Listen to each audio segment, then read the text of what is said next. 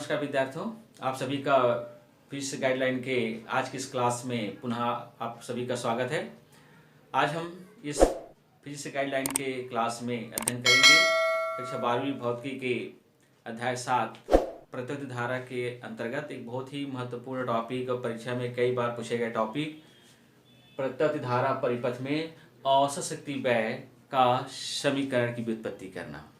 विद्यार्थियों, ये जो औसत शक्ति व्यय का जो सूत्र होता है, ये सूत्र होता है PAV बराबर VRMS into IRMS into cos phi, जहाँ PAV यानी ए भी यहाँ छोटे में लिखा गया है, ए भी यानी average power, PAV average power है यानी औसत शक्ति व्यय है, VRMS वोल्टेज का वर्ग माध्य मूल मान, IRMS धारा का वर्ग माध्य मूल मान और कॉस फाई शक्ति गुणांक है। तो विद्यार्थियों, हम इस टॉपिक पर आपसे चर्चा करें उसके पहले मैं आपसे ये कहूँगा कि आप इस वीडियो को शुरू से अंत तक अवश्य देखिएगा। आप इस वीडियो को बीच में स्किप नहीं करेंगे, क्योंकि यदि आप शुरू से अंत तक देखेंगे तो आप इस टॉपिक से संबंधित संपूर्ण जानकारी बहुत अच्छे से आपको समझ में आ जाएगा। और साथ साथ में आप पढ़ाते समय बिल्कुल इस तरह से आपके ऊपर ध्यान देते हुए एक नोट्स भी इसमें मैं तैयार करूँगा, ताकि आप इस वीडियो को देखकर इस टॉपिक से संबंधित बहुत अच्छे से नोट्स भी आप तैयार कर सकते हैं। तो इसीलिए आप इस वीडियो को शुरू से अंत तक अवश्य देखिएगा, बीच में स्किप आप नहीं करेंगे। तो आइए हम चर्चा करते हैं इस औसत शक्ति व्यय के संबंध के में कि इसके सूत्र की व्युत्पत्ति हम कैसे करेंगे। तो यदि हम इसके सूत्र की व्युत्पत्ति पर जाए उसके पहले हमें ये जानना है कि ये शक्ति किसे कहते हैं, विद्युत शक्ति किसे कहते हैं। तो किसी परिपथ में विद्युत ऊर्जा व्यय की दर को हम विद्युत शक्ति कहते हैं, जिसकी परिभाषा हमने यहाँ पर लिखा है कि किसी विद्युत परिपथ में विद्युत ऊर्जा व्यय की दर को विद्युत शक्ति कहते हैं। और किसी हम दिष्ट धारा की बात करते हैं, दिष्ट धारा परिपथ में जो वोल्टेज और जो धारा का गुणनफल होता है उसे हम दिष्ट धारा परिपथ के लिए उसे हम विद्युत शक्ति कहते हैं। और जब हम प्रत्युत धारा की बात करते हैं विद्यार्थियों, तो प्रत्युत धारा परिपथ में वोल्टेज और धारा का मान समय के साथ परिवर्तित होते रहता है। तो हम प्रत्युत धारा परिपथ में विद्युत शक्ति की परिभाषा कैसे देंगे। तो किसी प्रत्युत धारा परिपथ में प्रत्युत वोल्टेज का तत्क्षणिक मान और प्रत्युत धारा के तत्क्षणिक मान के गुणनफल को उस परिपथ का विद्युत शक्ति या हम तत्क्षणिक शक्ति कहते हैं। और यदि इसे हम सूत्र में लिखें तो आप देखें सूत्र में लिखा गया है कि तत्क्षणिक शक्ति बराबर वोल्टेज का तत्क्षणिक मान इंटू धारा का तत्क्षणिक मान, या इसी को हम सूत्र में लिख दे संकेत के रूप में। तो इसको लिख सकते हैं क्योंकि हम शक्ति को P से व्यक्त करते हैं, शक्ति को हम पावर कहते हैं, तो P शुरू से आता है। तो हम यहाँ तत्क्षणिक शक्ति P से व्यक्त कर रहे हैं, वोल्टेज को V से व्यक्त कर रहे हैं, धारा को I से व्यक्त कर रहे हैं। तो सूत्र मिल जाता है P बराबर V इंटू I। लेकिन मान लेते हैं कि यदि किसी विद्युत परिपथ में प्रत्यावर्ती वोल्टेज V बराबर V0 साइन ओमेगा टी आरोपित करते हैं, तो उस परिपथ में धारा I equal to I0 sine omega t minus five प्रवाहित होती है। तो हम इस वोल्टेज V और धारा I के मान को यहाँ पर रखेंगे। तो कैसे आरोपित करेंगे हम धारा वोल्टेज को यहाँ पर, इसको मैं यहाँ पर लिख रहा हूँ, ध्यान दीजिएगा। तो लिखेंगे यदि किसी प्रत्यावर्ती धारा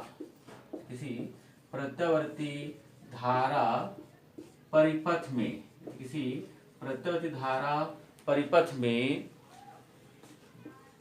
प्रत्यावर्ती वोल्टेज V बराबर V0 साइन ओमेगा टी आरोपित करना मतलब उसमें लगाना, तो वोल्टेज लगाएंगे।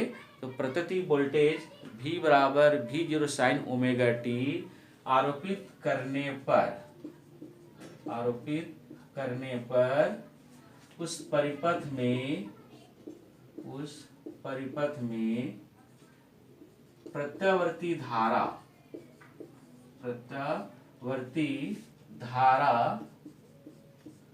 आई equal to I zero sine omega t minus five प्रवाहित होती है, ये प्रवाहित होती है। यदि हम किसी प्रतिधारा परिपथ में यदि प्रत्येक voltage V equal to V और साइन ओमेगा टी आरोपित करते हैं तो उस परिपथ में प्रत्येक धारा I इक्वल टू आई जो sign omega t minus five प्रवाहित होती है। तो हम क्या करेंगे विद्यार्थियों, इस वोल्टेज V और धारा I के मान को इस समीकरण 1 में रख देते हैं। जब समीकरण 1 में रखेंगे तो हमें किस प्रकार समीकरण प्राप्त होगा, तो हम यहाँ लिख रहे हैं, आप थोड़ा ध्यान दीजिएगा। तो यहाँ लिखेंगे अब समीकरण 1 में V एवं I के मान को रखने पर, फिर I के मान को हम क्या करेंगे, समीकरण 1 में रखेंगे। तो हम इस V और I के मान को समीकरण 1 में रखते हैं। जब समीकरण 1 में रखेंगे तो समीकरण 1 कैसा हो जाएगा, यहाँ ध्यान देंगे, ये हो जाएगा P equal to V zero sine omega t into I zero sine omega t minus phi. इस तरह से हमने V और I के मान को समीकरण 1 में रखा। तो इस समीकरण 1 में रखते हैं तो इस समीकरण को हम इस प्रकार से लिख सकते हैं, इसी को हम इस प्रकार से लिख सकते हैं, या P equal to V zero I zero sine omega t into sine bracket में ओमेगा टी माइनस फाइव, इस पर लिख सकते हैं। अब क्या है विद्यार्थियों, इस समीकरण के ऊपर नीचे यानी कि हम 2 का गुणा करते हैं, मतलब इसका अनुसार हर में क्या करेंगे, 2 का गुणा करेंगे। कैसे गुणा करते हैं थोड़ा ध्यान देंगे। अब हम क्या करते हैं, इस समीकरण के को यदि हम व्यवस्थित करके लिखें, इस समीकरण को यदि हम व्यवस्थित लिखें तो इस प्रकार से लिख सकते हैं कि देखिए उपरोक्त समीकरण को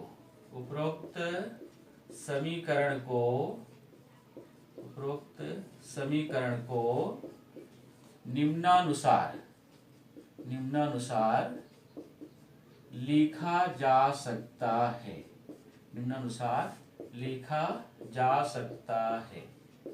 अब यहाँ पर कैसे लिखेंगे, देखिए इस प्रकार से लिख सकते हैं, P बराबर 1/2 V zero I zero two sine bracket आप करेंगे साइन ओमेगा टी यहाँ पर, और ये हो जाएगा sign omega t minus five.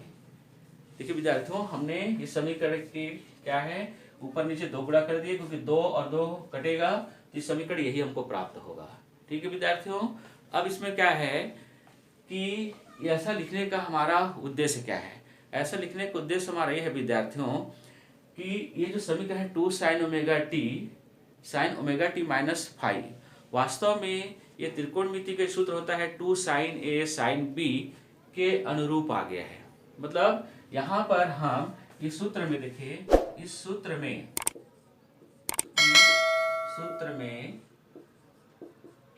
या इसको कैसे लिख सकते हैं कि समीकरण में लिख सकते हैं आप। इस समीकरण में त्रिकोणमिति सूत्र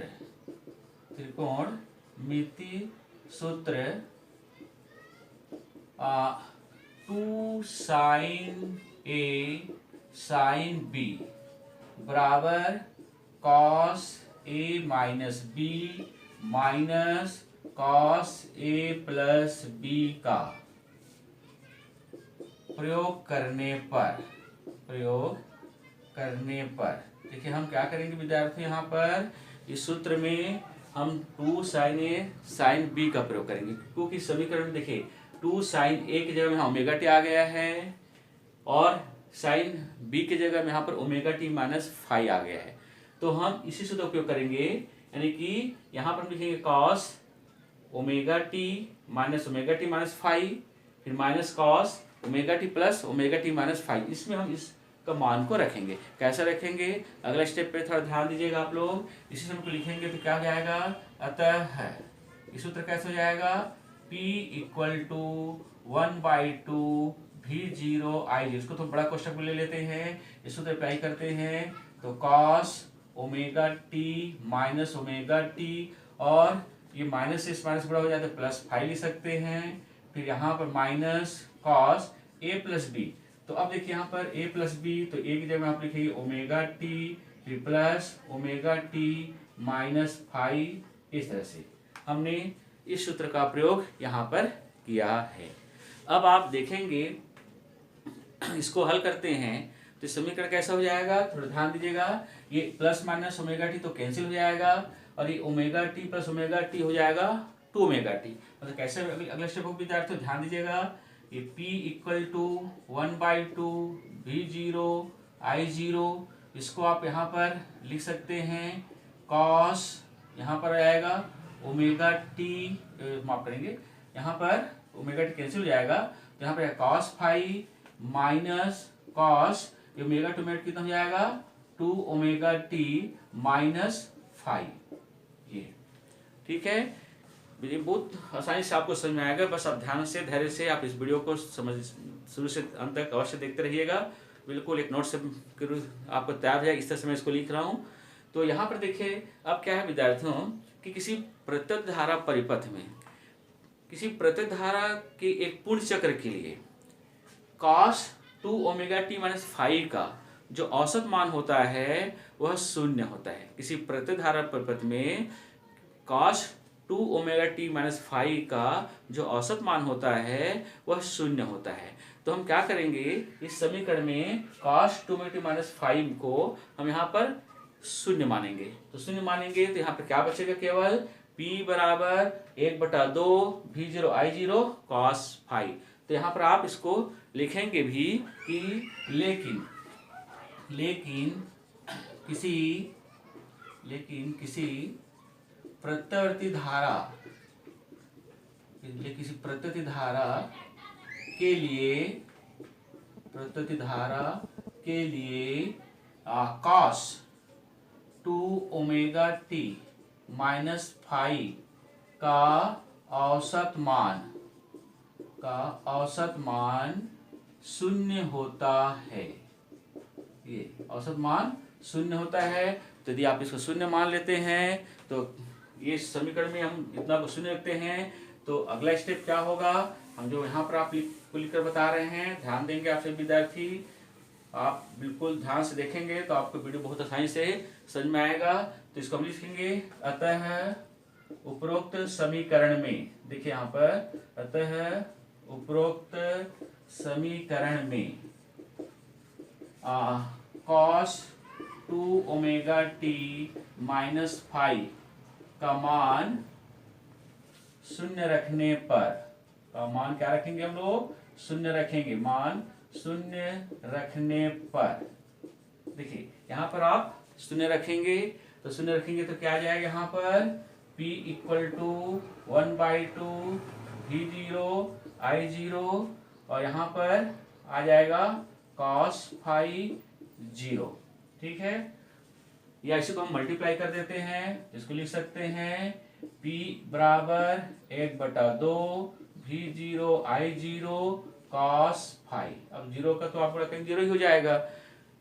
ये शक्ति का सूत्र है, पावर का। लेकिन हम इसी समीकरण को एक और अरेंज करके, व्यवस्थित करके हम इसको इस प्रकार से लिख सकते हैं। विद्यार्थियों थोड़ा ध्यान दीजिएगा, इसको हम इस प्रकार से लिख सकते हैं कि P बराबर V0, ये जो 2 है इसको हम √2, और इसको लिख सकते हैं I0 अपॉन √2 इंटू cos 5, इस पर लिख सकते हैं, क्योंकि √2 के हम गुणा करते हैं तो 2 आता है। और ऐसे लिखने का उद्देश्य हमारे है विद्यार्थियों कि V0 अपॉन √2 ये जो है ये प्रत्यावर्ती वोल्टेज का वर्ग माध्य मूल मान का सूत्र है, और ये जो I0 अपॉन √2 आप देख रहे हैं ये प्रत्यावर्ती धारा के वर्ग माध्य मूल मान का सूत्र है। तो इसलिए हम इस समीकरण को लिख सकते हैं यहाँ पर कि PAV वर्ग माध्य मूल मान, एवरेज औसत निकालना है, तो इसके लिए मैंने ए बी लिख दिया। ए बी का मतलब है एवरेज पावर, तो पी ए बी बराबर हो जाएगा V R M S into I R M S into cos phi. और ये जो है किसी प्रत्यावर्ती धारा परिपथ के लिए औसत शक्ति व्यय का समीकरण है, जहां पर cos फाई शक्ति गुणांक कहलाता है। तो यहां पर आप लिखेंगे कि उपरोक्त समीकरण में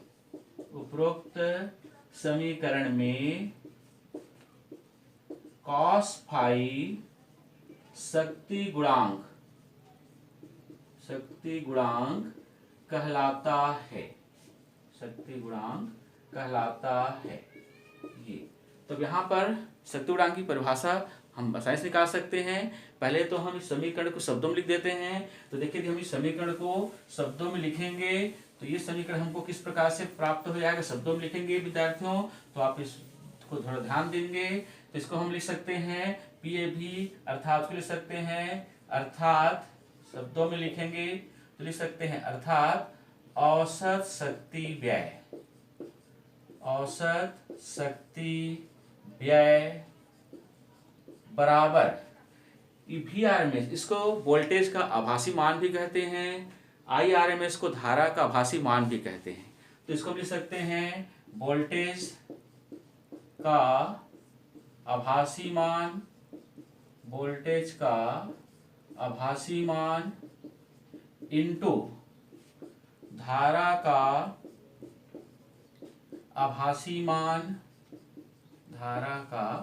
आभासी मान इंटू cos फाई को बोलते हैं शक्ति गुणांक इंटू शक्ति गुणांक, ऐसा लिखा जा सकता है। और वोल्टेज का आभासी मान और धारा के आभासी मान के गुणनफल को कहते हैं आभासी शक्ति। मतलब इसको इस प्रकार से लिख सकते हैं या औसत शक्ति व्यय बराबर वोल्टेज का आभासी मान और धारा के आभासी मान के गुणनफल को हम कहते हैं आभासी शक्ति। इसको हम कहते हैं आभासी शक्ति इंटू, यहाँ पर क्या मिल जाएगा, यहाँ पर पहले से शक्ति गुणांक लिखा हुआ है तो इसको पर लिखेंगे शक्ति गुणांक। ये अब इस आधार पर हम शक्ति गुणांक की परिभाषा बहुत आसानी से बता सकते हैं। तो यहाँ पर शक्ति गुणांक किसे कहते हैं, तो देखिए किसी प्रत्यावर्ती धारा परिपथ का शक्ति गुणांक वह राशि है जिसे आभासी शक्ति से गुणा करने पर उस परिपथ के पूर्ण चक्र में औसत शक्ति व्यय प्राप्त हो जाता है। ठीक है, फिर से ध्यान देंगे विद्यार्थियों, किसी प्रत्यावर्ती धारा परिपथ का शक्ति गुणांक वह राशि है जिसे आभासी शक्ति से गुणा करने पर उस परिपथ के पूर्ण चक्र में उस परिपथ के औसत शक्ति व्यय प्राप्त हो जाता है। ये शक्ति गुणांक की परिभाषा है। ठीक है, अब इसी शक्ति गुणांक के सूत्र के आधार पर ही हम किसी ऐसे प्रत्यक्ष धारा परिपथ जिसमें LCR लगा हो, यानी कि ओमी प्रतिरोध, प्रेरक कुंडली एवं धारिता C लगा हो, तो उस परिपथ के लिए शक्ति गुणांक के आधार पर औसत व्यय का समीकरण क्या होगा। तो यहाँ पर लिखेंगे विद्यार्थियों, यहाँ पर लेकिन किसी LCR परिपथ के लिए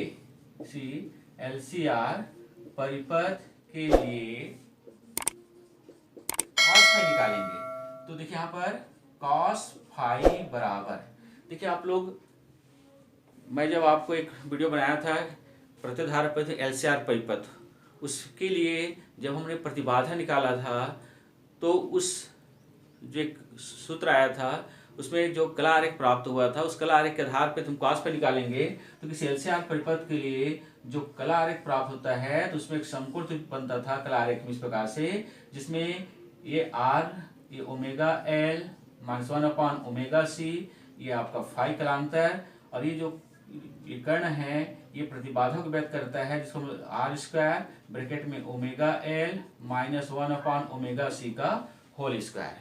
ये किसी एलसीआर परिपथ के लिए एक कलांतर के आधार पर कला आरेख जो प्राप्त होता था उसका एक यहाँ पर ये त्रिभुज बनता है। तो यहाँ पर यदि हम cos फाई निकालेंगे तो हम जानते हैं cos फाई होता है आधार बटे कर्ण।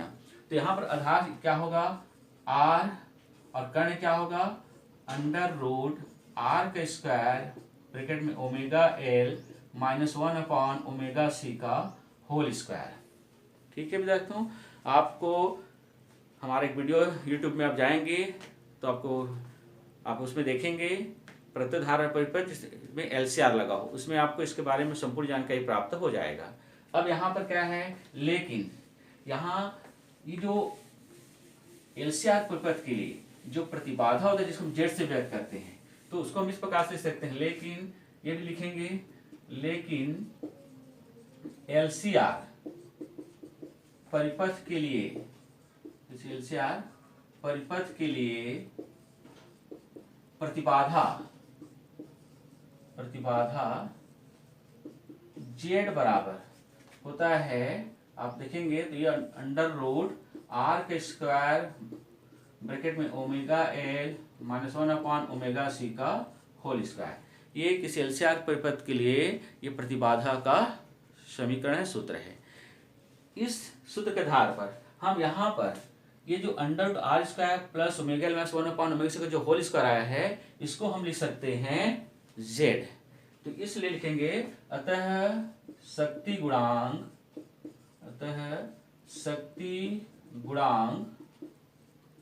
cos फाई बराबर, इसको लिख सकते हैं r/z। इसलिए हम ये जो cos phi equal to r/z का जो मान आया है, इसे हम जो औसत वेग सूत्र प्राप्त हुआ था वहां पर इसको हम रखेंगे। ठीक है, तो अतः लिखेंगे अतः औसत शक्ति व्यय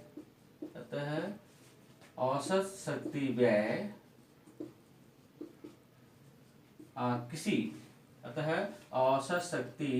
व्यय क्या हो जाएगा, यहाँ पर लिखेंगे तो यहाँ पर सूत्र था जिसको मैं हटा दिया हूं, आप पहले वीडियो में आप देख सकते हैं। पी बराबर हो जाएगा VRMS into IRMS into R/Z। ये और ये जो सूत्र है विद्यार्थियों, यह सूत्र किसी एलसीआर परिपथ के लिए औसत शक्ति व्यय का समीकरण है, सूत्र है। ठीक है, तो लिख सकते हैं यह किसी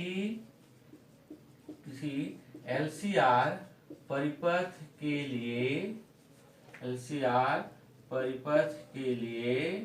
औसत शक्ति व्यय का सूत्र है ये। तो विद्यार्थियों, आप इस वीडियो को बहुत अच्छे से शुरू से अंत तक एक बार अवश्य देखिएगा, तो आपको बिल्कुल इस औसत शक्ति व्यय के संबंध में एक बहुत अच्छे से जानकारी स्टेप वाइज आपको ये समझ में आ जाएगा, और इसको देख करके आप बहुत अच्छे से एक नोट से भी तैयार कर सकते हैं। और यदि आपको एलसीआर परिपथ संबंधित आपको और संपूर्ण जानकारी प्राप्त करना हो तो आप हमारे यूट्यूब चैनल फिजिक्स गाइडलाइन या हमारे वेबसाइट physicsguideline.com पे आप जाएंगे तो आपको हमारे संपूर्ण वीडियो आपको वहाँ पर दिखाई देगा। तो विद्यार्थियों, आपको ये वीडियो अगर अच्छा लगता है तो आप इसको लाइक कीजिएगा और अपने दोस्तों को शेयर भी कीजिएगा, ताकि ये इस वीडियो का लाभ आपके दोस्तों को मिल सके। और हम एक नए टॉपिक के साथ आपके सामने पुनः आएंगे। तब तक के लिए आप सभी को नमस्कार, धन्यवाद, जय भारत, जय हिंद।